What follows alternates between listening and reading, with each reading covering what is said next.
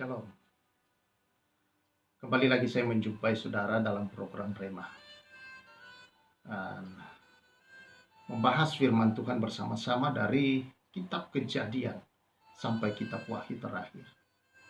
Dan ini sangat penting karena kita tahu firman Tuhan itu adalah pelita bagi kaki kita dan terang di jalan hidup kita. Dia menuntun kita kepada tujuan-tujuan ilahi dalam hidup ini yang membawa kita dalam seluruh rencananya dan di dalam kebahagiaan dan sukacita, damai sejahtera yang penuh. Saudara-saudara yang saya kasih dalam Tuhan Yesus, kita sudah berada pada Ulangan pasal yang ke-7.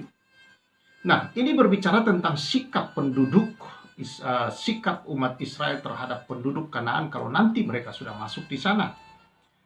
Musa menyampaikan begini, dan Tuhan Allahmu telah menyerahkan nanti itu kepada mereka kepadamu, sehingga engkau memukul mereka kalah, maka haruslah kamu menumpas mereka sama sekali. Jangan engkau mengadakan perjanjian dengan mereka dan janganlah engkau mengasihani mereka. Jangan juga engkau mengawin dengan mereka. Anakmu perempuan janganlah kau berikan kepada anak laki-laki mereka. Ya, dengan jelas sekali. Ataupun anakmu perempuan jangan kau ambil bagi anakmu, anak perempuan mereka jangan kau ambil bagi anakmu laki-laki. Sebab mereka akan membuat anakmu laki-laki menyimpang daripada aku sehingga mereka beribadah kepada Allah lain. Maka murka Tuhan akan bangkit terhadap kamu dan ia akan memunahkan kamu dengan segera. Saudara-saudara, Tuhan tentu punya alasan-alasan yang sangat banyak ketika membawa umat Israel ke dalam tanah perjanjian. Nah, mengapa Tuhan berkata mereka harus kamu tumpas habis? Dan jangan memberikan anak-anakmu kawin dengan anak-anak mereka, atau jangan sampai keturunan kalian atau kalian menikah dengan mereka. Mengapa demikian, saudara? Karena Tuhan adalah Tuhan yang kudus. Dan kamu adalah umat Allah yang kudus. Kamu adalah bangsa yang kudus. Ayat yang ke-6 kalau saudara baca. Sebab engkaulah umatku yang kudus bagi Tuhan Allahmu. Engkaulah yang dipilih oleh Tuhan Allahmu dari segala bangsa di atas muka bumi untuk menjadi umat kesayangannya. Tuhan sayang.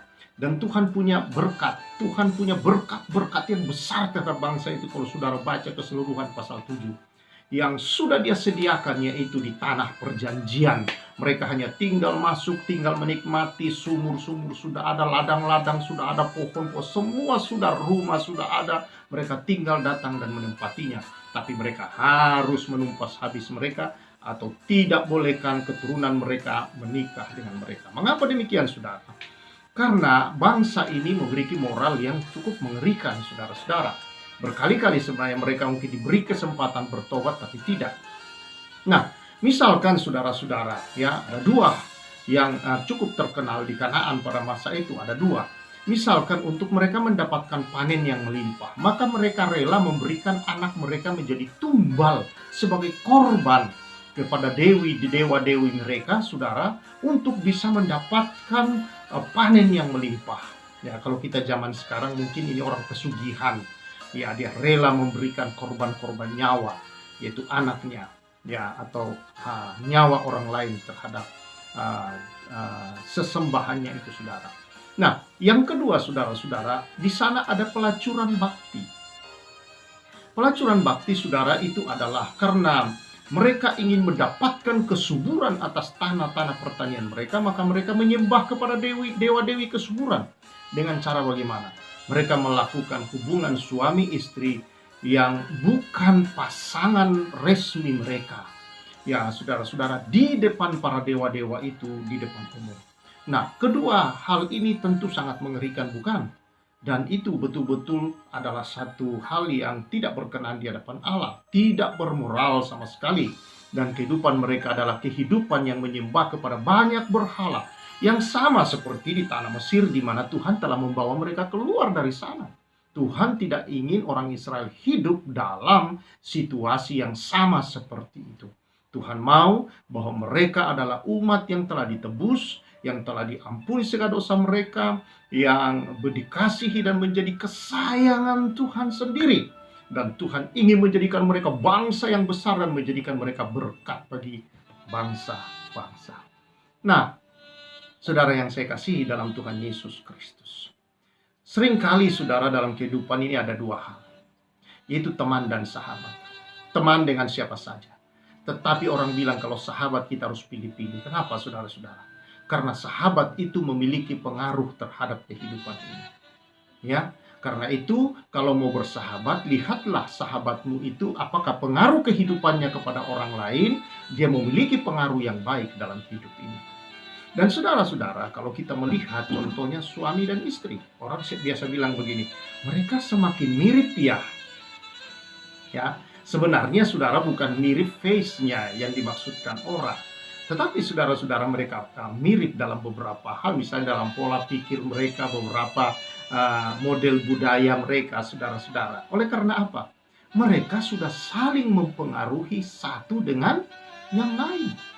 Karena itu, saudara-saudara, Tuhan berkata supaya kita menikahlah dengan yang seiman. Ya, anak-anak muda perhatikan khususnya yang belum menikah, menikahlah dengan yang seiman. Tetapi yang dimaksudkan di sini seiman bukan hanya agamanya sama, tetapi punya nilai atau value hidup yang sama, saudara-saudara. Apa itu maksudnya nilai hidup yang sama?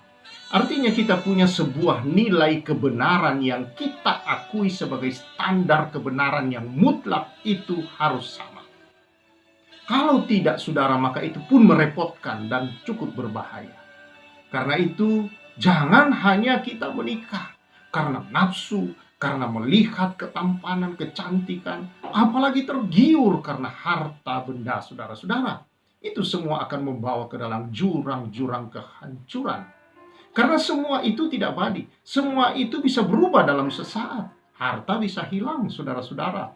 Tiba-tiba bisa bangkrut. Dan juga ketampanan bisa pudar dalam sekejap. Kecantikan bisa pudar. Lalu tiba-tiba terjadi kecelakaan atau dia kena penyakit apa, lalu mukanya mulai rusak. Dan kadangkala saudara-saudara tidak usah terjadi kecelakaan. Umur bertambah beberapa waktu saja langsung terlihat, saudara-saudara. Apalagi ketika wanita sudah punya anak, maka terlihat perubahan-perubahan secara signifikan. Karena itu, saudara-saudara yang saya kasihi dalam Tuhan Yesus, khususnya engkau anak-anak muda, itulah sebabnya Tuhan berkata supaya engkau mencari yang seiman. Karena gelap dan terang itu tidak bisa bersatu. Ya, banyak yang berusaha mau lebih sakti daripada Tuhan, yang tidak bisa menyatukan terang dan gelap. Saudara-saudara yang sudah mengatakan itu tidak bisa, saudara-saudara. Lalu dia berpikir, siapa sih Tuhan itu? Masa tidak bisa? Lalu dia berusaha untuk menolong Tuhan. Saudara-saudara yang saya kasih, dan yang terjadi adalah kekacauan demi kekacauan, kehancuran demi kehancuran. Pernikahan yang semakin banyak, pola-pola pernikahan yang semakin hancur. Kenapa? Karena kita tidak melihat dalam standar-standar kebenaran firman Allah. Bahwa di dalam Allah lah kita menjadi harta kesayangan Tuhan, maka dalam ketaatan, dalam kebenaran firman Allah lah langkah-langkah hidup kita diterangi. Ada sukacita, ada keharmonisan, ada kebahagiaan, ada damai sejahtera yang penuh.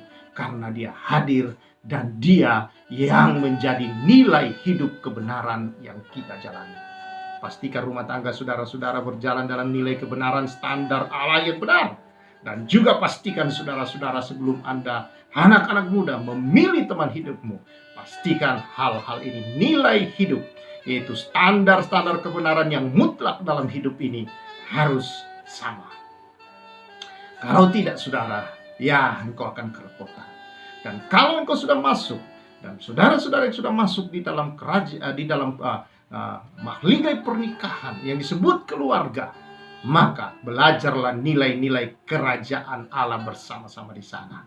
Dan engkau akan melihat bahwa hadirat Tuhan yang ada di sana membawa engkau senantiasa hidup dalam damai, dalam keharmonisan, dalam kebahagiaan, dalam sukacita, karena dia ada dan engkau jalan di dalam segala kebenarannya. Kebenarannya itulah terang.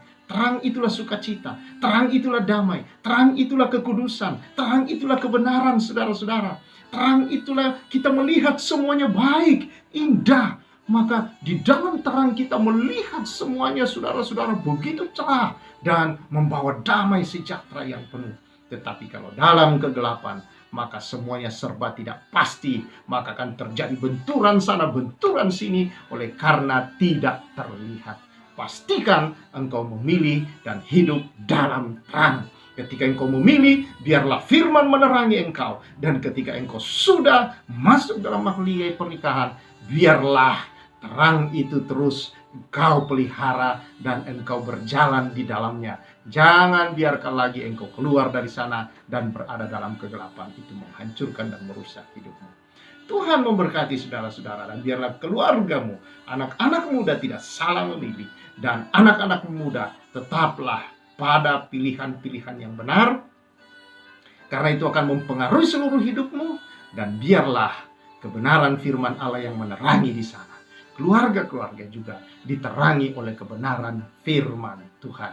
Damai sejahtera Allah, sukacita Allah, kebenaran Tuhan, kasih Tuhan mengalir di dalam kehidupan. Haleluya. Amin. Tuhan memberkati kita semua. Saya Pastor Samuel menyampaikan salam restorasi.